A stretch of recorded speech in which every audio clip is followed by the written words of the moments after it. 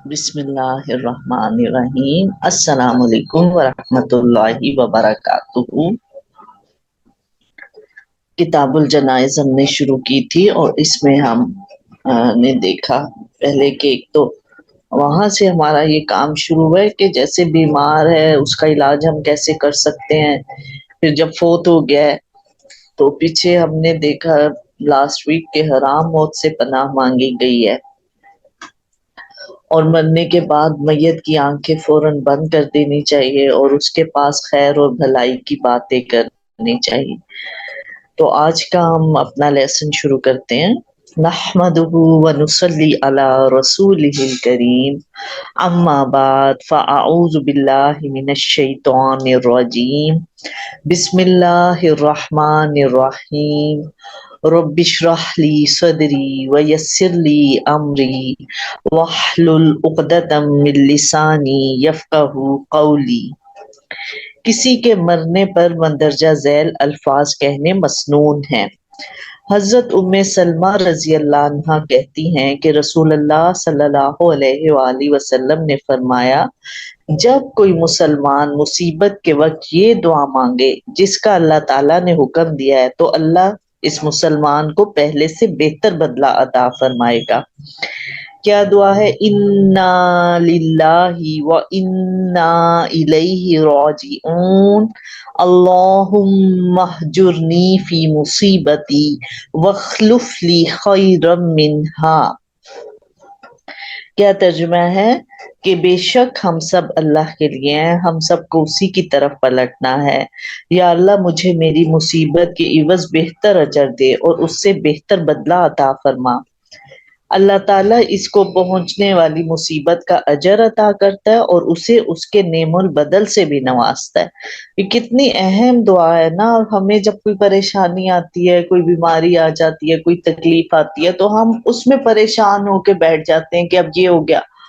اتنی اچھی ہمیں دعا سکھائی اور ہمارا یقین اور ایمان ہو جائے نا اس پہ کہ جب بھی کوئی تکلیف ہو ہمیں یہ پڑھنا ہے، انا للہ و انا الیہ راجعون، اللہم اہجرنی فی مصیبتی واخلف لی خیرا منہا۔ تو ایک تو اللہ تعالیٰ اس پر اجر دے گا، یعنی کہ جیسے ہم نے پڑھا ہے نا کہ مسلمان کو تو کوئی بھی تکلیف پہنچتی ہے، چاہے اس کو ایک کانٹا ہی چبھ جائے، اس کے بدلے بھی اللہ تعالیٰ اس کے گناہ معاف کرتا ہے۔ تو جیسے کوئی طبیعت خراب ہوئی ہے یا کسی کی ڈیتھ کی خبر سنی ہے، اب ہم ایک دم پریشان مایوس ہو جاتے کہ بس نہیں، اللہ تعالیٰ اس سے بہتر عطا فرما سکتا ہے اور اس سے بہتر رشتے دے سکتا ہے۔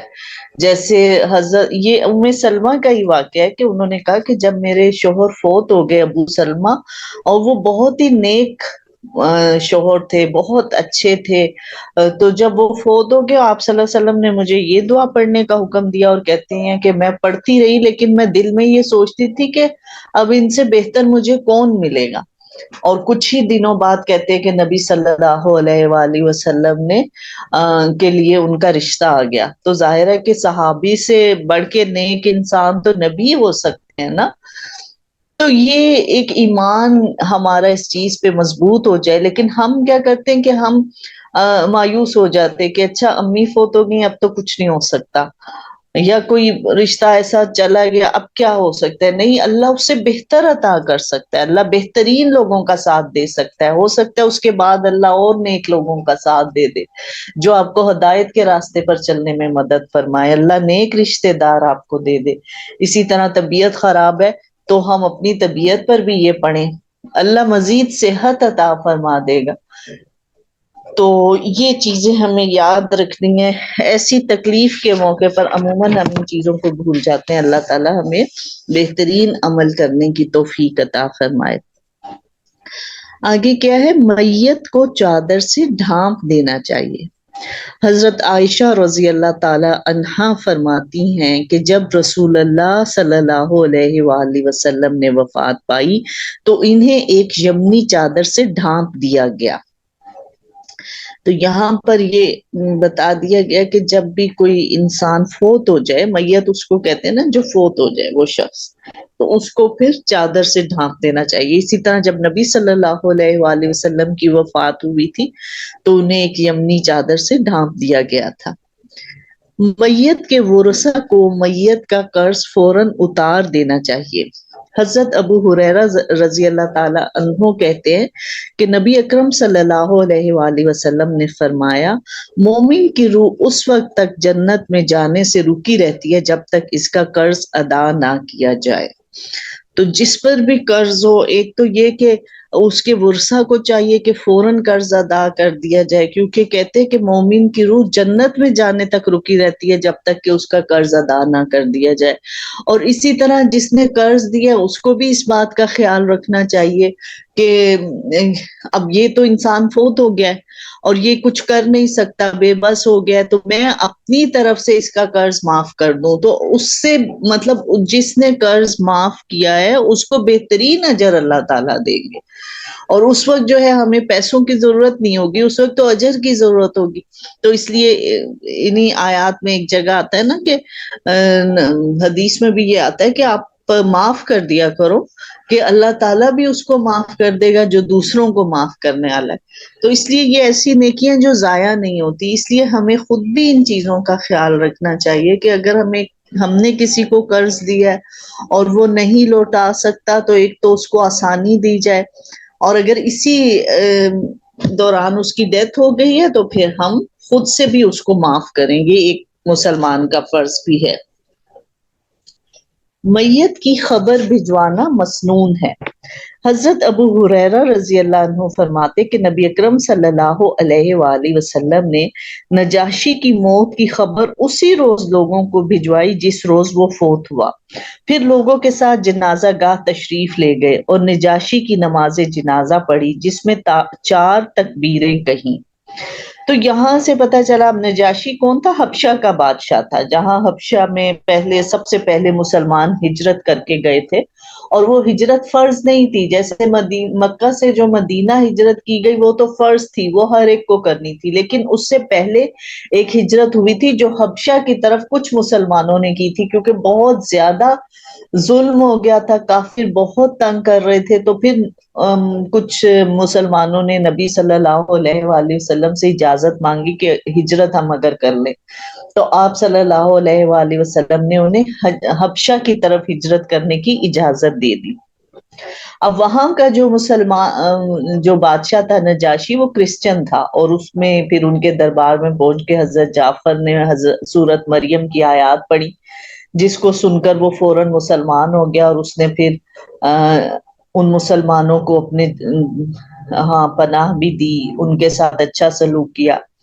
اب کیونکہ وہ مسلمان ہو چکا تھا نجاشی، تو پھر نبی صلی اللہ علیہ وآلہ وسلم کو جب اس کی موت کی خبر ملی، آپ صلی اللہ علیہ وسلم نے پھر سارے مسلمانوں تک وہ خبر پہنچائی، اور سب مسلمان اکٹھے ہو گئے، پھر آپ نے غائبانہ نماز جنازہ پڑھی۔ تو اس سے 2 باتیں ہمیں سمجھ میں آئیں کہ ایک تو یہ کہ جب کوئی کسی کی ڈیتھ ہو تو ہمیں خبر پہنچانی چاہیے دوسروں تک، اور تاکہ لوگ اکٹھے ہو کر مل کر اس کے لیے نماز جنازہ پڑھیں اور دعا کریں۔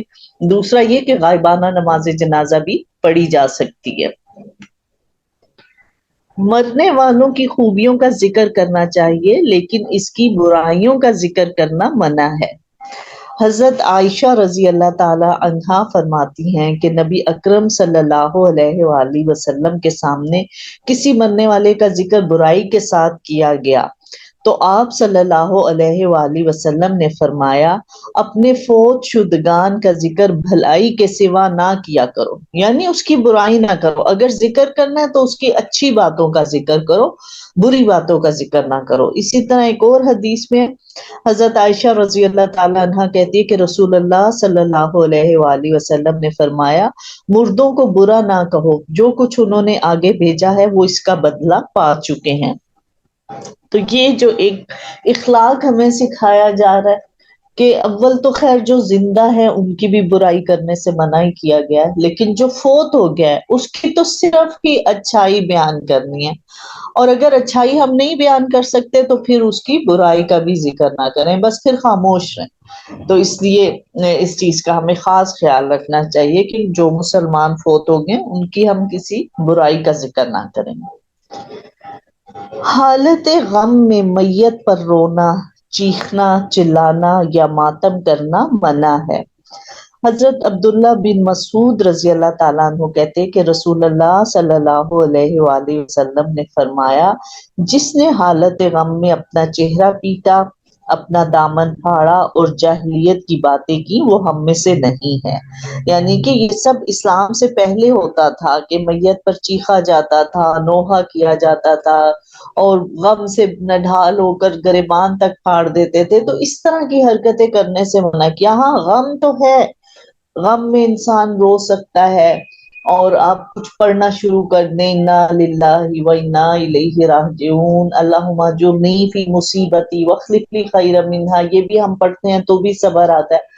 تو اس طرح سے، لیکن یہ ہے کہ چیخے مارنا، چلانا اور یہ الٹی سیدھی باتیں کرنا، جو کہ عموماً ہم دیکھتے ہیں کہ گاؤں وغیرہ کے آپ کبھی اس میں جائیں تو وہاں یہ چیزیں دیکھنے میں ابھی بھی آتی ہیں۔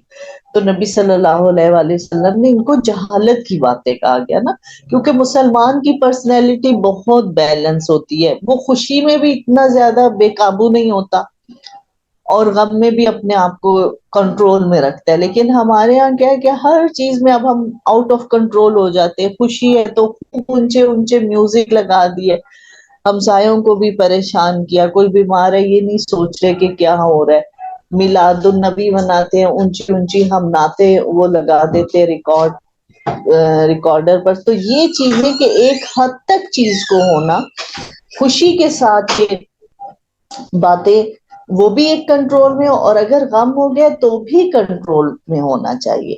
تو اس لیے ان چیزوں سے، ان کو جہالت کی باتیں کہا گیا ہے۔ جس گھر میں ماتم اور نوحہ کرنے کی رسم ہو، اس گھر میں مرنے والا اگر اپنے مرنے سے پہلے نوحہ کرنے سے منع نہ کرے تو مرنے کے بعد نوحہ کرنے والوں کا عذاب میت کو ہوگا۔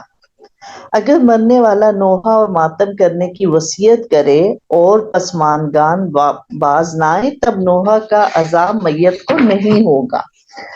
حضرت مغیرہ بن شعبہ رضی اللہ تعالیٰ عنہ کہتے ہیں کہ میں نے رسول اللہ صلی اللہ علیہ وآلہ وسلم کو فرماتے ہوئے سنا، جس میت پر نوحہ کیا جائے اس نوحہ کی وجہ سے اس میت کو عذاب ہوگا۔ حضرت عبداللہ بن عمر رضی اللہ عنہ کہتے کہ نبی اکرم صلی اللہ علیہ وآلہ وسلم نے فرمایا، مردے کو اس کے گھر والوں کے رونے کی وجہ سے عذاب ہے۔ تو جس نے یہ حرکتیں کی، چیخا چلائے یا نوحہ کیا، اگر یعنی کہ بات یہ ہے کہ ٹریننگ کی ہے نا، کہ ماں باپ کو پہلے سے ہی بتانا چاہیے، یہ ٹریننگ کرنی چاہیے کہ جب میں فوت ہوں تو اس طرح سے کام نہیں کرنا۔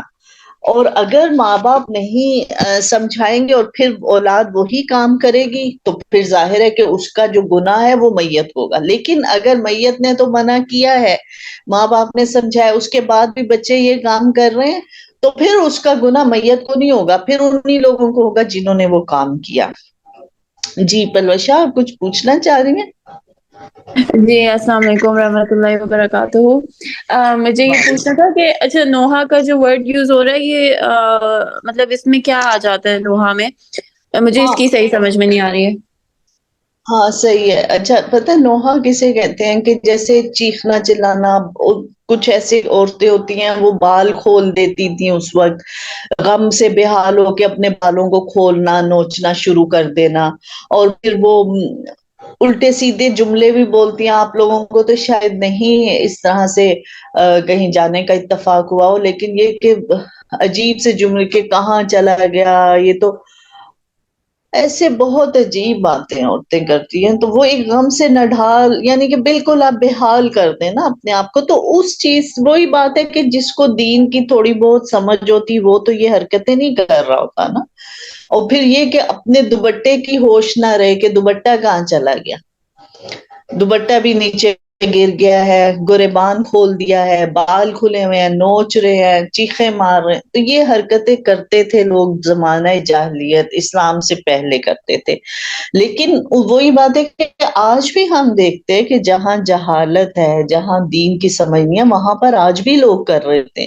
ایون گاؤں میں تو یہ بھی ہے کہ اگر نہ کوئی روئے، اس طرح سے نہ کرے، تو باتیں بنائی جاتی ہیں کہ اس کو تو کوئی دکھ ہی نہیں ہے نا جانے کا. تو یہ چیزیں ابھی تک ہمارے معاشرے میں ہیں. اللہ تعالی ہمیں ان چیزوں سے بچائے. موت پر صبر کرنے کی جزا جنت ہے. قابل ثواب صبر وہی ہے جو صدمہ کے فوراً بعد کیا جائے. حضرت ابو امامہ رضی اللہ عنہ فرماتے کہ نبی اکرم صلی اللہ علیہ وآلہ وسلم نے فرمایا، اللہ تبارک و تعالی ارشاد فرماتا ہے، اے ابن آدم، اگر تو نے صدمے کے فوراً بعد ثواب کی نیت سے صبر کیا تو میں تیری جزا کے لیے جنت پسند کروں گا. یعنی کہ صبر بھی اللہ کی جزا کے لیے کرنا، کہ ہاں دل تو میں دکھ ہے، غم ہے، لیکن یہ کہ صرف اس لیے صبر کرنا کہ نہیں، مجھے تو اس پہ صبر پہ جزا ملے گی، اس پہ اللہ تعالیٰ کی رضا ملے گی، تو اس نیت پر جو ہے وہ جنت دی جائے گی. اور پھر یہ کہ جیسے کچھ عرصے بعد تو کچھ صبر آ ہی جاتا ہے نا. جب ایک دم کوئی حادثہ ہوتا ہے، فوراً عجیب و غریب باتیں منہ سے نکلتی ہیں.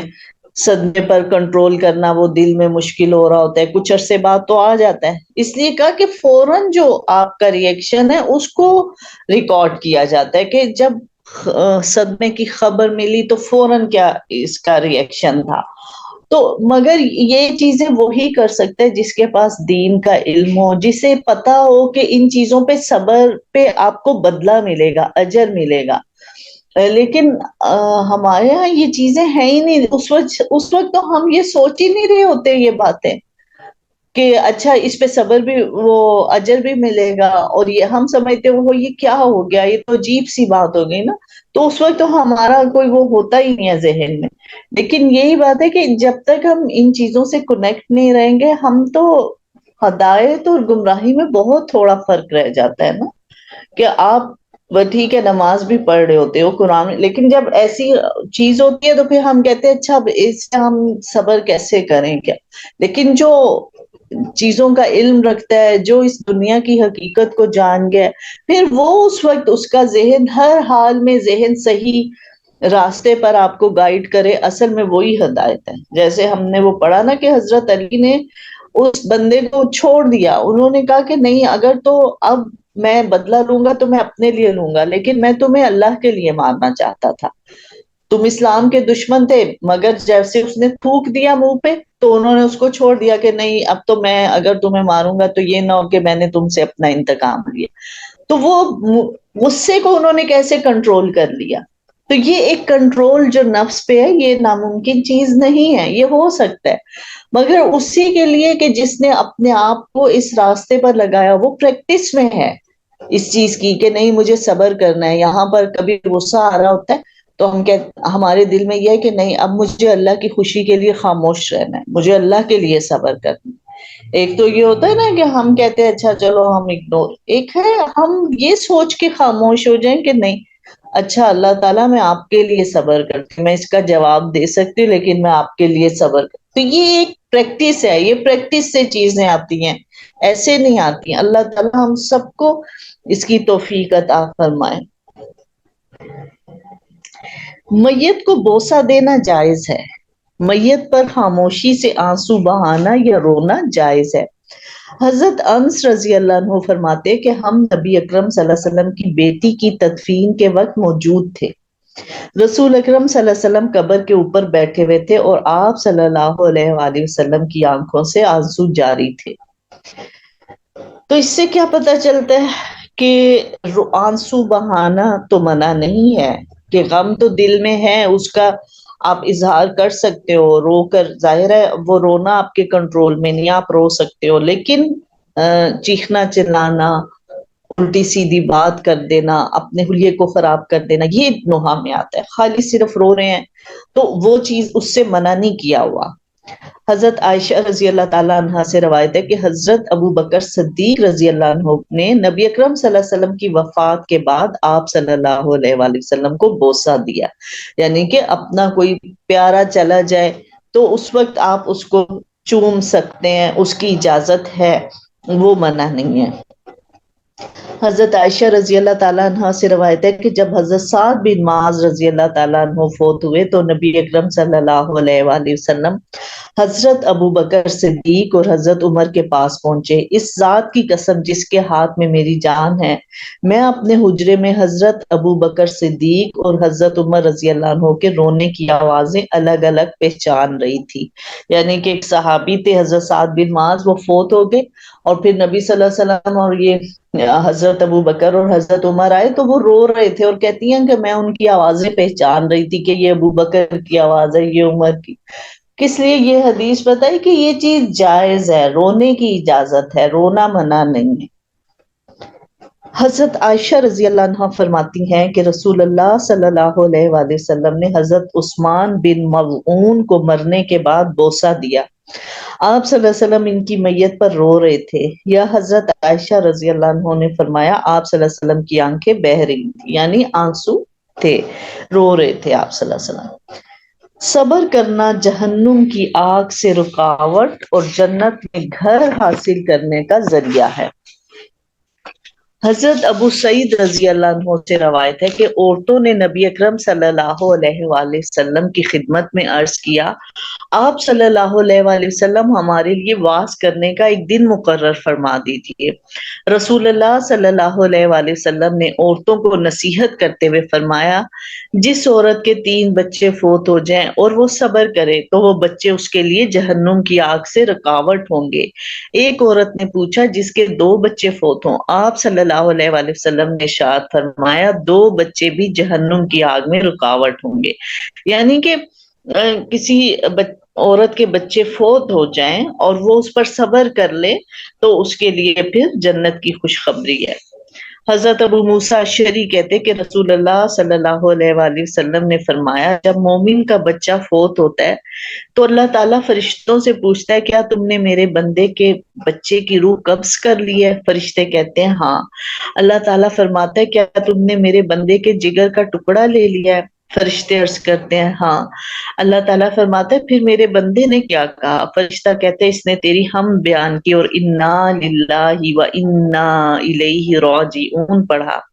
اللہ تعالیٰ ارشاد فرماتا ہے میرے بندے کے لیے جنت میں ایک گھر بنا دو اور اس کا نام بیت الحمد رکھو۔ تو جو پھر اللہ کی رضا پہ راضی ہو جاتا ہے پھر اللہ اس کو راضی کر دیتا ہے نا۔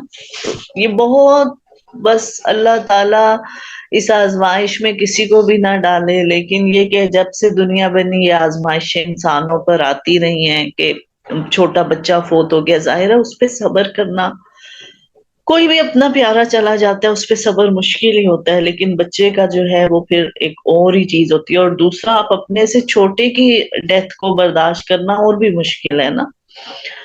تو بڑوں کے لیے تو پھر بھی انسان کے ذہن میں آ سکتا ہے، لیکن چھوٹے کے لیے بچے کے لیے نہیں آتا، اور وہ اس پہ بہت مشکل ہے صبر، لیکن پھر جو کر لیتا ہے، جو اللہ کی رضا پہ راضی ہو جاتا ہے، اللہ تعالیٰ فوراً اس کے لیے جنت میں ایک گھر بنوا دیتا ہے جس کا نام بیت الحمد رکھا جاتا ہے۔ اہل ایمان کے فوت ہونے والے نابالغ بچے جنت میں جاتے ہیں۔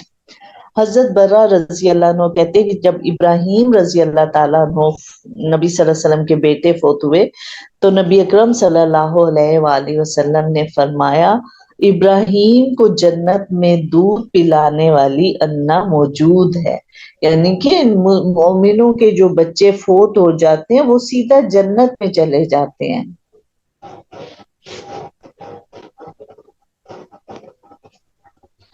مشرکین کے فوت ہونے والے نابالغ بچوں کا معاملہ اللہ کے پاس ہے۔ حضرت ابو ہریرہ رضی اللہ عنہ کہتے کہ نبی اکرم صلی اللہ علیہ وآلہ وسلم سے مشرکین کے نابالغ بچوں کے بارے میں دریافت کیا گیا تو آپ صلی اللہ علیہ وآلہ وسلم نے فرمایا اللہ ان کے اعمال سے بہتر واقف ہے، یعنی اس کی خبر اللہ نے ہمیں نہیں دی، اور وہ اس لیے کہ اللہ تعالیٰ ہی کی مرضی ہے اور اللہ کا کام ہے، تو وہ اللہ کو پتہ ہے، ہمیں اس کے متعلق کوئی علم نہیں دیا گیا۔ موت کے بعد مومن میاں بیوی کا باہمی تعلق قائم رہتا ہے۔ حضرت عائشہ سے روایت ہے کہ حضرت جبرائیل علیہ السلام حضرت عائشہ رضی اللہ تعالیٰ عنہ کی تصویر سبز ریشمی کپڑے میں لپیٹ کر لائے اور کہا یہ دنیا اور آخرت میں آپ صلی اللہ علیہ وسلم کی بیوی ہے۔ یعنی اس کے بعد انہوں نے کیا اس سے بتایا کہ میاں بیوی کا تعلق موت کے بعد بھی قائم رہتا ہے، کیونکہ ہمارے ہاں بھی ایک چیز یہ نا کہی جاتی تھی، کچھ لوگ، اب تو خیر مجھے نہیں پتا لیکن پہلے سننے میں آئی تھی کہ جی فوت جب ہو جاتے ہیں تو نکاح ختم ہو جاتا ہے، تو ایسا نہیں ہے، بلکہ وہ تعلق تو رہتا ہی ہے، وہ اس کی بیوائی کہلاتی ہے اور میاں بیوی کا تعلق رہتا ہے۔ تو نبی صلی اللہ علیہ وسلم جب فوت ایک دفعہ، ہاں جب کہتے ہیں نا یہاں پر حضرت جبرائیل علیہ السلام ان کی ایک تصویر لے کر آئے حضرت عائشہ کی اور کہا یہ دنیا اور آخرت میں آپ کی بیوی ہے۔ اچھا، میت کے متعلق وہ امور جو سنت سے ثابت نہیں، مرنے والے کے سر کے قریب قرآن مجید رکھنا، یعنی کہ ایسی چیزیں ہیں یہ جو عموماً ہماری سوسائٹی میں ہوتی ہیں لیکن اس کا سنت سے کوئی تعلق نہیں ہے۔ اس میں یہ کہ مرنے والے کے سر کے قریب قرآن مجید رکھ دیتے ہیں لوگ، حالانکہ اس کا نہ کوئی فائدہ نہیں ہے، نہ نبی صلی اللہ علیہ وسلم نے ایسا کبھی کوئی کام کیا۔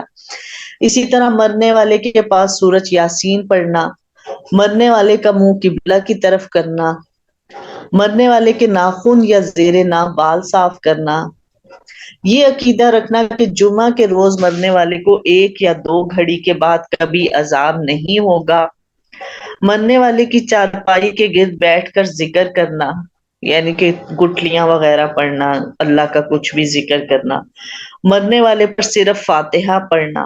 ہمارے یہاں عموماً یہ ہوتا ہے کہ لوگ جب آتے تو کہتے چلیں فاتحہ پڑھ لیتے ہیں، تو فاتحہ کا پڑھنا تو کہیں ثابت ہی نہیں ہے۔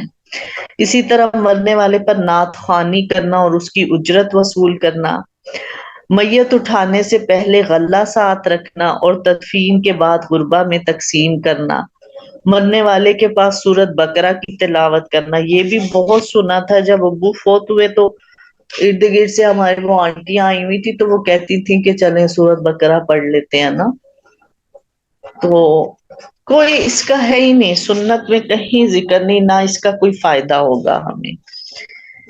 میت اٹھاتے وقت میت پر قرآن مجید رکھنا اور رکھنے سے قبل اس کے برابر غلہ یا پیسے مولوی صاحب کو دینا، بیوی کے فوت ہونے پر خاوند کے لیے بیوی کو غیر محرم قرار دینا، تو اس چیز کا سنت سے کوئی تعلق نہیں ہے، نہ اس طرح کے کوئی ہمارے ہاں اس کا کرنے کا کوئی ثواب ہے۔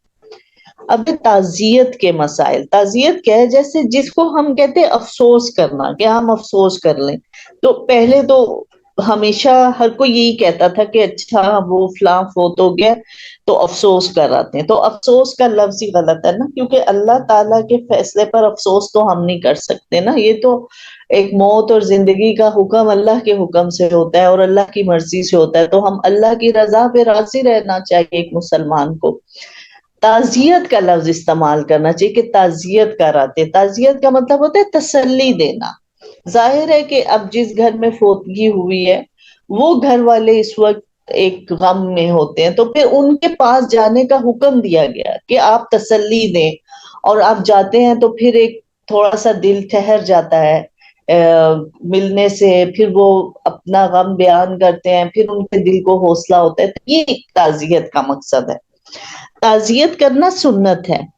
حضرت انس بن مالک رضی اللہ تعالیٰ عنہ نبی اکرم صلی اللہ علیہ وآلہ وسلم سے روایت کرتے ہیں کہ جس نے اپنے مومن بھائی کی مصیبت میں اس سے تعزیت کی، اللہ تعالیٰ اسے قیامت کے دن سبز لباس پہنائے گا جس پر قیامت کے دن رشک کیا جائے گا۔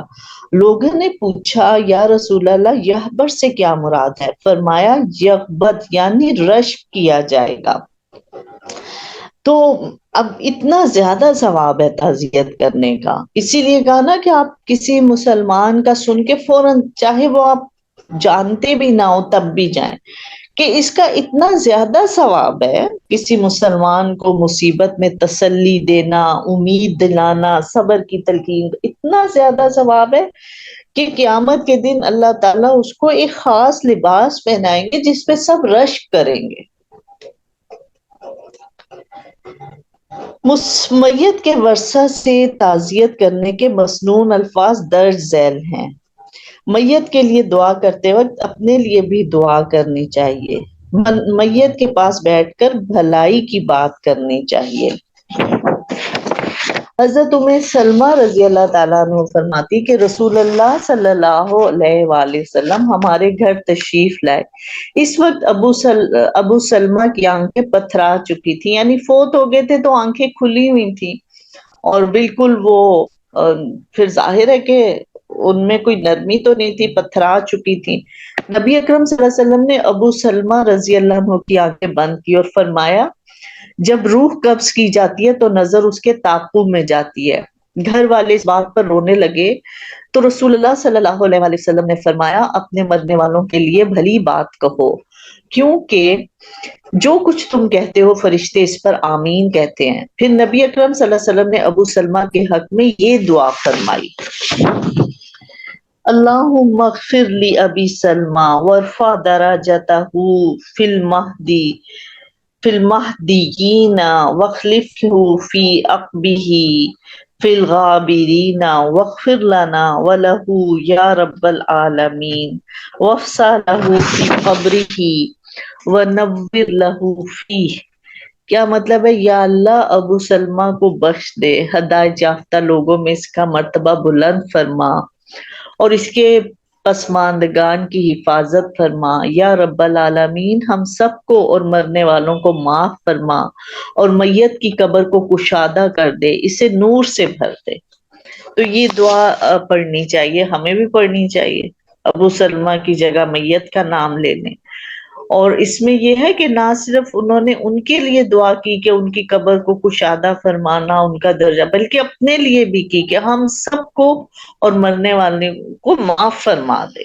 تو اپنے لیے بھی دعا کرنی ہے اور ان کے لیے بھی جو چلے گئے ہیں۔ کسی بھی عزیز یا رشتہ دار کی موت پر 3 دن سے زیادہ سوگ کرنا جائز نہیں۔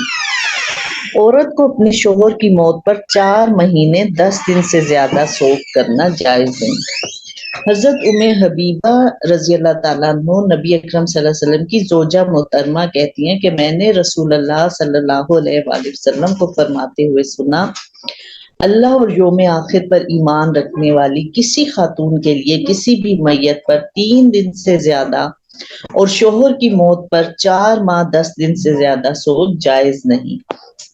یعنی عام کوئی رشتہ دار فوت ہوا ہے تو اس کا سوگ 3 دن کا ہے کہ 3 دن تک جائیں ان کے پاس، بعد میں بھی جا سکتے ہیں کیونکہ یہ تو ایک رشتے کی بات ہے نا۔ لیکن یہ کہ سوگ کا تو یہ مطلب ہے کہ اب آپ باقی جو زندگی کی ایکٹیویٹیز ہیں ان کو ختم کر دیں اور ایک دکھ ہی بس وہ ہے، تو وہ 3 دن سے زیادہ کسی کا نہ ہو۔ اور اسی طرح جو کسی عورت کا شوہر فوت ہو گیا تو اس کے لیے 4 مہینے 10 دن کی عدت بھی رکھی گئی ہے اور اس کو سوگ کہا گیا کہ بس اس میں پھر وہ ایک تو غیر مردوں سے نہ ملے اور دوسرا بناؤ سنگھار سے منع کیا گیا کہ بالکل سادگی میں وہ 4 مہینے 10 دن گزارے جائیں۔ حضرت عبداللہ بن جعفر رضی اللہ تعالیٰ عنہ روایت کرتے کہ نبی اکرم صلی اللہ علیہ وآلہ وسلم نے حضرت جعفر رضی اللہ تعالیٰ عنہ کی وفات کے موقع پر 3 دن تک لوگوں کو آنے جانے کی اجازت دی۔ 3 دن بعد نبی اکرم صلی اللہ علیہ وسلم تشریف لائے اور فرمایا آج کے بعد میرے بھائی کا سوگ نہ کیا جائے۔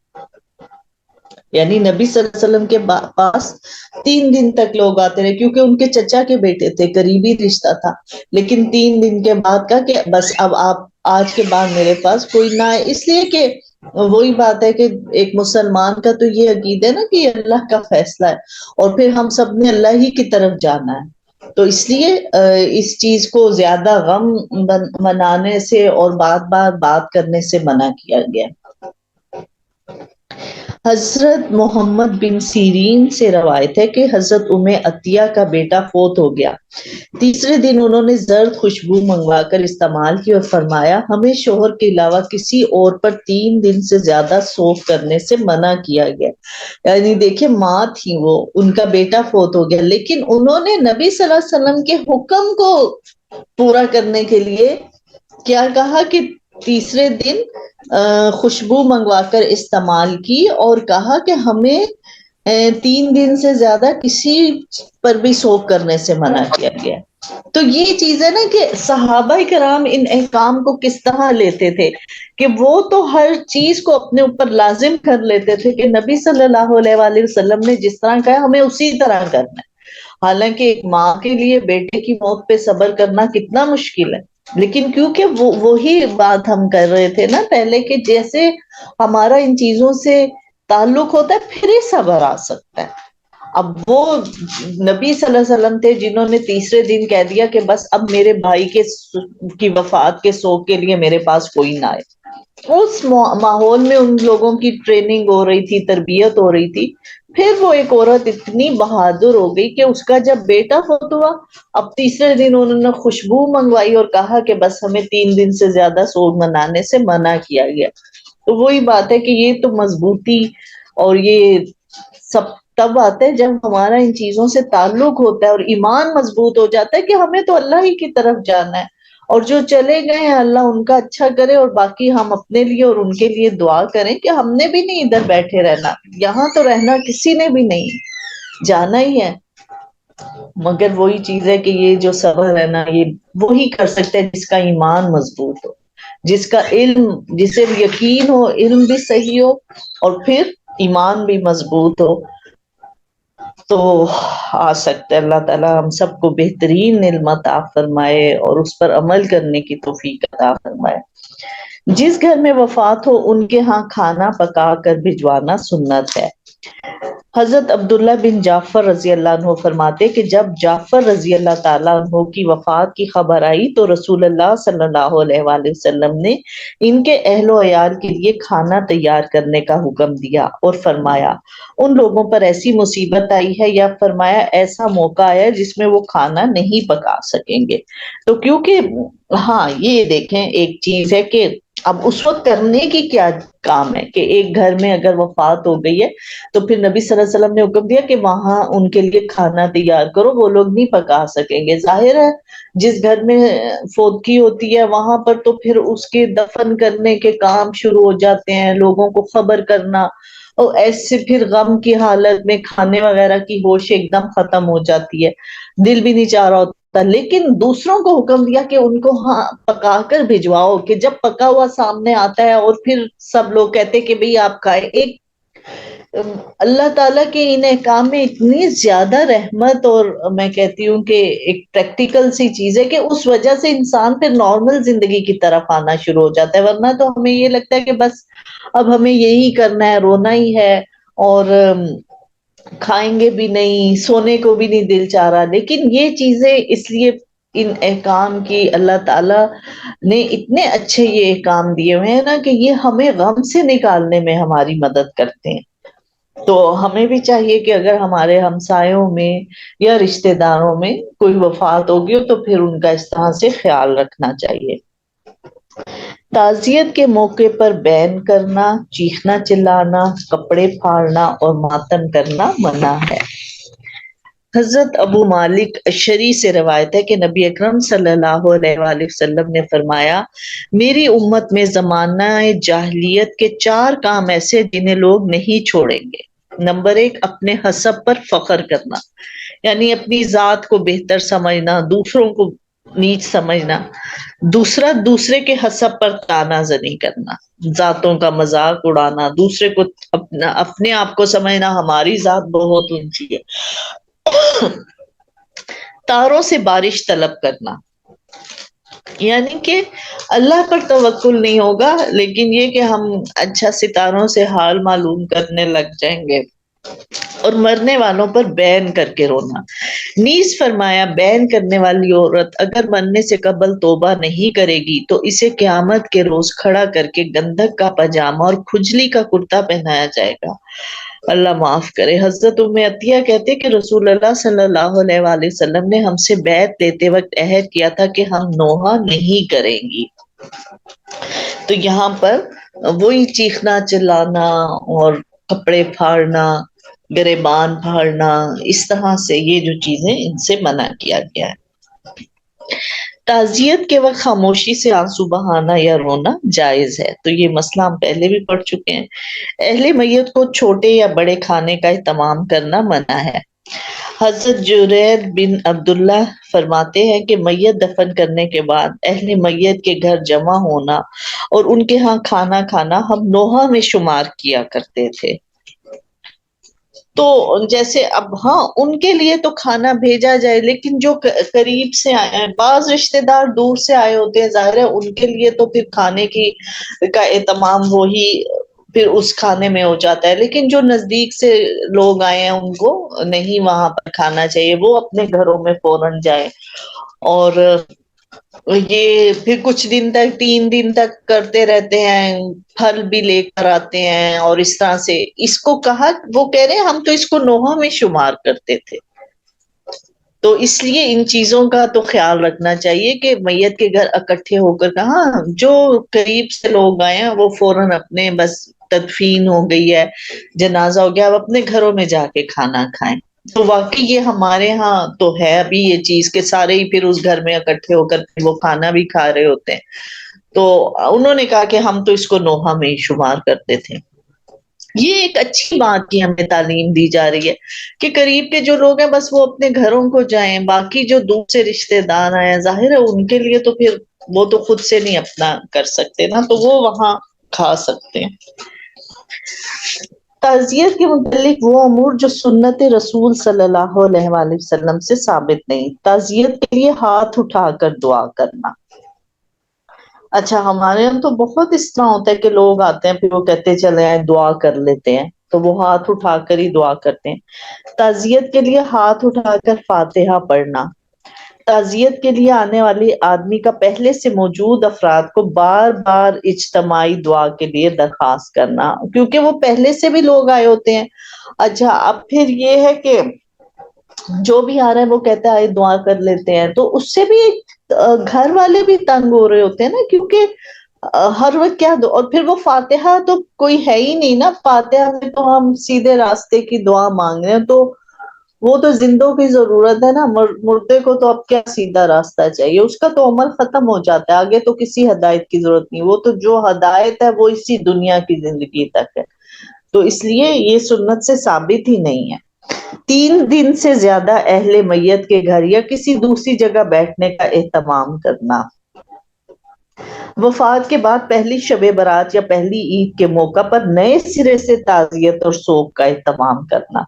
ہاں یہ چیز بھی ہمارے ہاں بہت زیادہ ہے کہ اچھا پہلی عید ہے تو پھر نئے سرے سے سب ان کے گھر جائیں گے، اور یہ ان کا سنت سے کوئی تعلق نہیں ہے۔ اللہ تعالی ہمیں ہر اس چیز سے بچائے جس میں سنت کا حصہ نہیں ہے، یہ تو پھر خود سے بنائی ہوئی باتیں ہیں، تو اللہ تعالی ہمیں ان چیزوں سے بچائے۔ غسل میت کے مسائل۔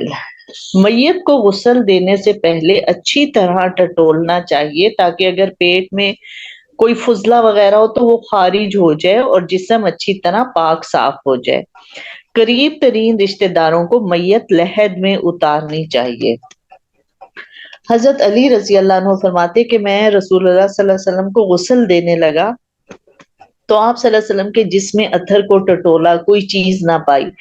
رسول اللہ صلی اللہ علیہ وسلم جس طرح زندگی میں پاک صاف تھے اسی طرح اپنی وفات کے بعد بھی پاک اور صاف تھے۔ لوگوں میں سے 4 آدمی آپ صلی اللہ علیہ وسلم کا جسم اتھر قبر میں اتارنے پر مامور ہوئے، اس میں حضرت علی آپ صلی اللہ علیہ وسلم کے داماد، حضرت عباس آپ صلی اللہ علیہ وسلم کے چچا، حضرت فضل آپ کے چچا زاد بھائی، اور آپ صلی اللہ علیہ وسلم کے آزاد کردہ غلام حضرت صالح رضی اللہ عنہ شامل تھے۔ ان حضرات نے رسول اللہ صلی اللہ علیہ وآلہ وسلم کو لحد میں اتارا اور اوپر کچی اینٹیں نصب کی۔ تو ایک تو یہ کہ اچھی طرح سے پیٹ کو دبانا چاہیے کہ اگر کچھ اندر فضلہ وغیرہ ہے، ویسٹیج ہے، وہ نکل جائے۔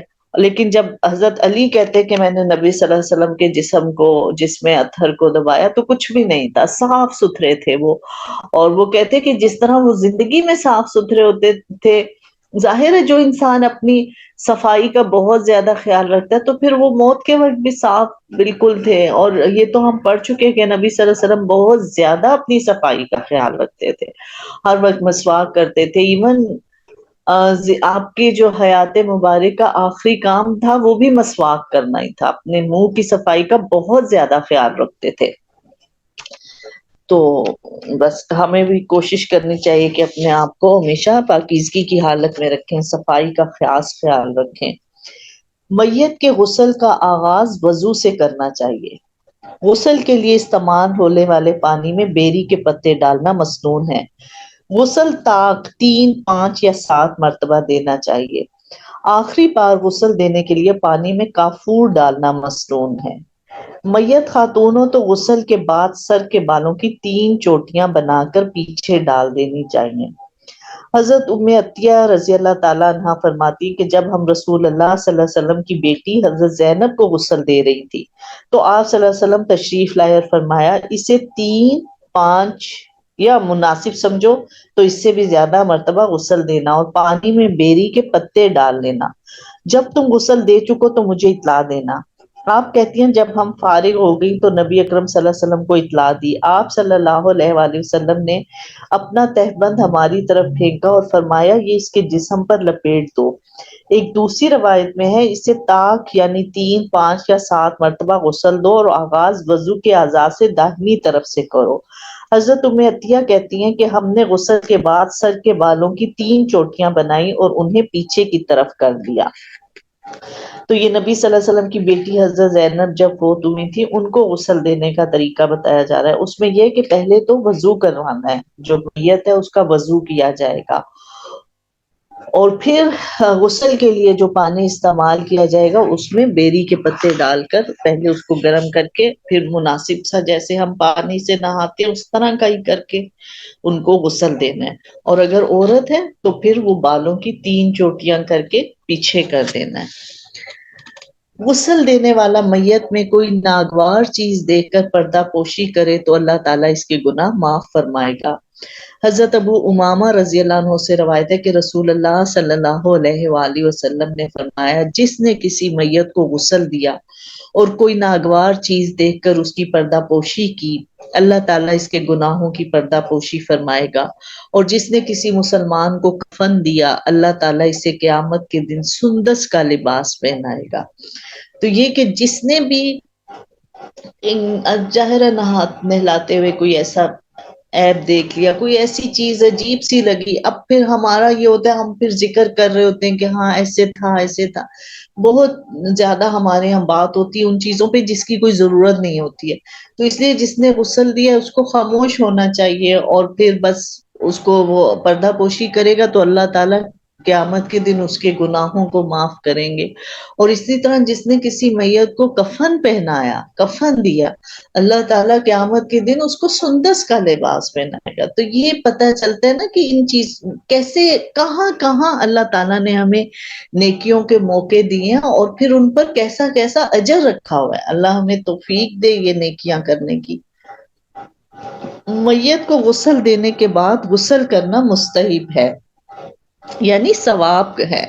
حضرت ابو ہریرہ سے روایت ہے کہ نبی اکرم صلی اللہ علیہ وآلہ وسلم نے فرمایا میت کو غسل دینے کے بعد غسل ہے اور میت کو کندھا دینے کے بعد وضو ہے۔ یعنی جس نے میت کو غسل دیا بعد میں پھر وہ خود بھی غسل کر لے، اور میت کو جس نے کندھا دیا وہ اس کے بعد وضو کر لے، تو وہ ایک ثواب کا کام ہے۔ حضرت عبداللہ بن عباس کہتے کہ رسول اللہ صلی اللہ علیہ وآلہ وسلم نے فرمایا جب تم میت کو غسل دو تو تم پر غسل واجب نہیں، کیونکہ میت نجس نہیں، لہٰذا یہی کافی ہے تم اپنے ہاتھ دھو لو۔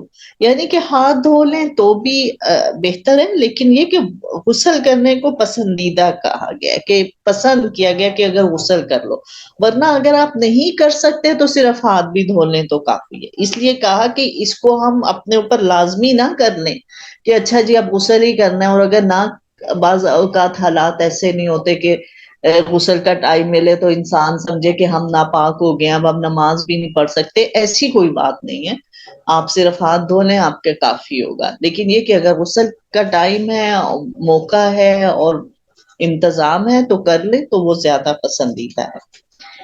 شہید کے لیے غسل نہیں ہے۔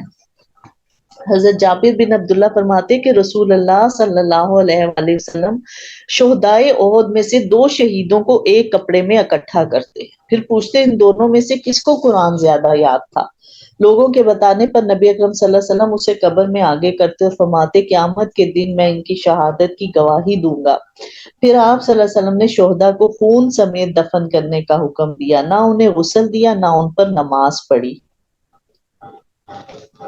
اس لیے کہ نبی دیکھیں ایک تو وہ اس وقت شہید زیادہ ہو گئے تھے، جنگ احد میں بہت زیادہ لوگ شہید ہوئے تھے، تو ایک ہی کپڑے میں ان کو، یعنی کہ ایک کپڑے میں 2 بندوں کو کفن دیا گیا تھا، اتنے کپڑے ہی نہیں تھے کہ ہر ایک کے لیے الگ انتظام ہوتا۔ اچھا دوسرا انہیں غسل بھی نہیں دیا، نہ ان کی نماز جنازہ پڑھی، کیونکہ شہید کا تو کہتے ہیں نا کہ ایک نماز جنازہ میں تو مغفرت کی دعا ہم کرتے ہیں نا ان کے لیے، تو شہید کا تو کہتے ہیں کہ ایک قطرہ بھی خون کا قطرہ نیچے گرنے سے پہلے ہی وہ جنت میں چلا جاتا ہے، وہ تو بخش دیا جاتا ہے، اس لیے اس کی نماز جنازہ بھی نہیں رکھی گئی۔ خاوند بیوی کو اور بیوی خاوند کو بلا کراہت غسل دے سکتے ہیں۔ حضرت عائشہ رضی اللہ عنہا فرماتی کہ رسول اللہ صلی اللہ علیہ وآلہ وسلم بقیع سے ایک جنازہ پڑھ کر تشریف لائے اور مجھے تلاش کیا، میرے سر میں درد تھا اور میں کہہ رہی تھی آئے میرا سر پھٹا جا رہا ہے، آپ صلی اللہ علیہ وآلہ وسلم نے فرمایا نہیں بلکہ میرا سر، اے عائشہ اگر تم مجھ سے پہلے فوت ہو جاؤ تو تمہارے سارے کام میں خود کروں گا، خود تمہیں غسل دوں گا، خود تمہیں کفن پہناؤں، خود تمہاری نماز جنازہ پڑھ کر دفن کروں، اور اس میں کوئی حرج نہیں ہے۔ یعنی ان کی بیوی تھی اور وہ ان کو یہ کہہ رہے ہیں کہ اگر تم مجھ سے پہلے فوت ہوگی تو میں تمہارے سارے کام خود کروں گا۔ حضرت عائشہ رضی اللہ عنہ فرماتی ہیں کہ جب یہ بات مجھے معلوم ہی ہوئی، اور اگر پہلے معلوم ہوتی تو رسول اللہ صلی اللہ علیہ وسلم کو ازواج مطہرات ہی غسل دیتی، یعنی اب ظاہر ہے نبی صلی اللہ علیہ وسلم جب فوت ہو گئے تو ایک تو غم کی وجہ سے دیکھیں ایک دم بات یاد ہی نہیں رہتی، یہ کہتی ہیں مجھے بعد میں یاد آیا کہ آپ نے تو اس طرح کہا تھا، اور اگر مجھے یہ اس وقت بات سمجھ آ جاتی تو ہم ازواج مطہرات یعنی نبی صلی اللہ علیہ وسلم کی جو ازواج تھی وہی ان کو غسل دیتی، لیکن اس وقت ان کو یاد نہیں کہ اس میں کوئی حرج نہیں ہے۔ آپ صلی اللہ علیہ وسلم نے فرمایا میں تمہیں غسل دوں گا، کفن پہناؤں گا، دفناؤں گا، اس میں کوئی حرج نہیں ہے۔